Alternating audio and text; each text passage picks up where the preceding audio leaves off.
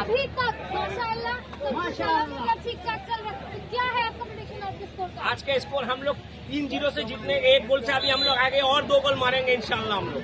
इंशाल्लाह আজ আমরা জিতছি, অবশ্যই জিতবো এবং আজকে ম্যাচ জিতে জামশেদপুরও জিতবো। আমরা জামশেদপুর 60 জন যাচ্ছি আমরা।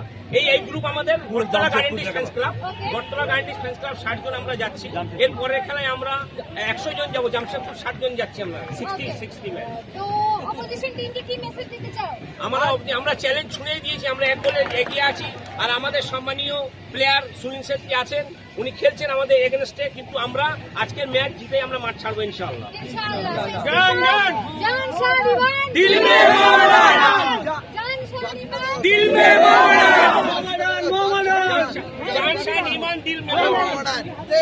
Look at this, Jan Iman, Dil mein Mohammadan.